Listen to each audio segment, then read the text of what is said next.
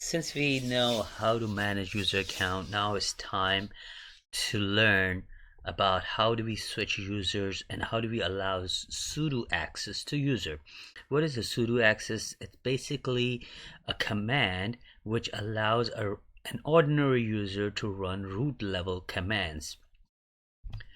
The commands that you could run to switch from one user to another is simply su space dash space the username, and then it will ask you for the username, password. You enter that and you become that user.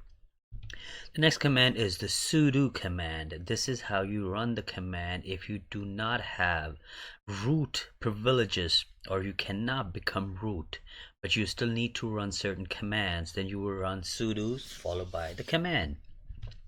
And then the last command is vi sudo. Vi sudo edits the etc sudo file, which is a configuration file that allows user to add or remove the rights to run certain commands. And the file is etc sudo. If you remember at the beginning, we talked about file structure and we talked about the etc. Again, etc is the folder or directory in Linux where all the configuration files are stored. Now let's look at these commands one by one by logging into our Linux machine, and this time we will log into our Linux machine through the PuTTY. First we need to find out what is the IP address of our Linux machine. If we don't know, we just log in. Clear this out, and the command to check the IP address of your Linux machine is ifconfig. You hit enter and the IP address is right here. This is the primary interface that is used to communicate to other computers. This is the local interface, you could ignore that, and this is another interface, you could ignore that. It's for private communication. So focus on this one. Open up your PuTTY terminal and type in the IP address 192.168.56.101. Enter, put in the username and password. Once we are logged in, we could simply minimize this console access. Now we will be using the PuTTY. Make this a little bigger. Okay, so we logged in as ourselves. Now what if we wanted to become another user? So you do su-spiderman. It will ask you for the password and then you become Spiderman. Let's exit out, go back to our account. What if you want to become root? Simply do su-, which we have covered many times. You'll enter the password and you become root.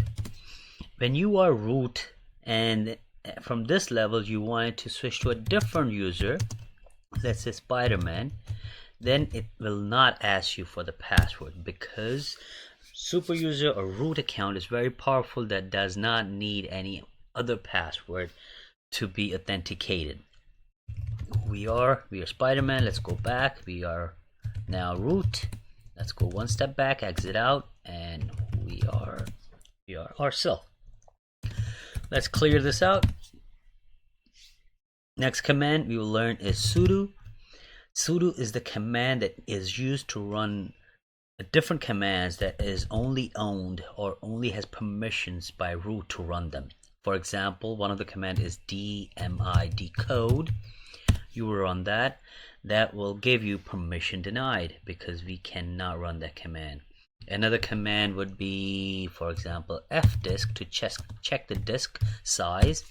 It will give you the permission denied as well because we do not have the right. Again, who am I? We are ourselves. So how do we get the permission without becoming root?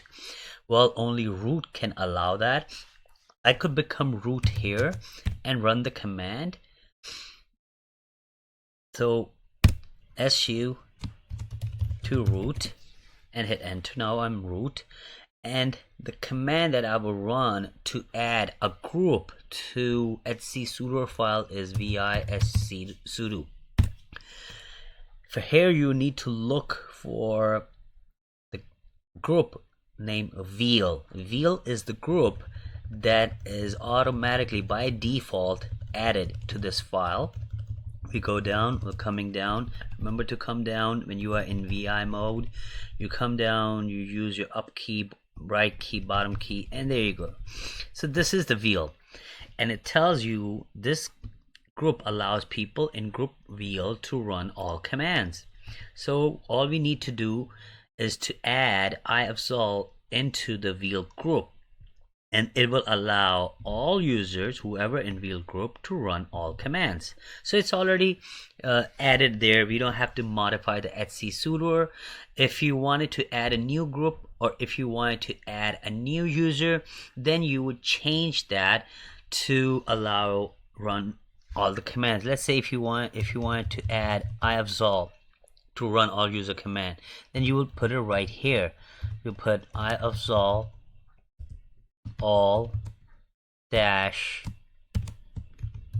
all tab, and then you will run sudo command, and you could become root rights to run any command. But we don't want to go at the user level. We will stay at the group level. So what I'll do, I'll delete this line. To delete a line is dd, and then I'll save the file.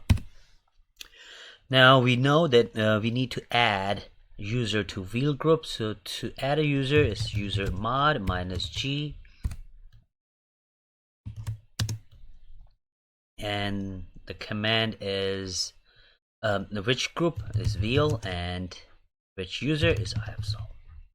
Enter. How do you verify? You grab veal from etc group, because group is the file that manages that user, manages all the groups, and you'll see right here, now I am part of the group veal. So if I become myself, so etc iafzol, who am I? I'm myself. So if I become myself, now if I run sudo dmi decode, it will ask me for the first time password. Oh, okay, so the command that I typed was wrong. Sudo dmi, not demi, decode. Sorry about that. There you go. See, now the command is running. What if you run this command just without sudo? It's not gonna run. You have to run the command sudo followed by the dmi decode, and that's how it will run. You could also run the second command, sudo fdisk, which will tell you the size of your disk, and here it will tell you your size of the disk is 10.7 gig and all the partition information, all that. You can only view that information only if you are root. So this is how we do switch user from one user to another, and we add a user to become a powerful user or run powerful commands that is only owned by root.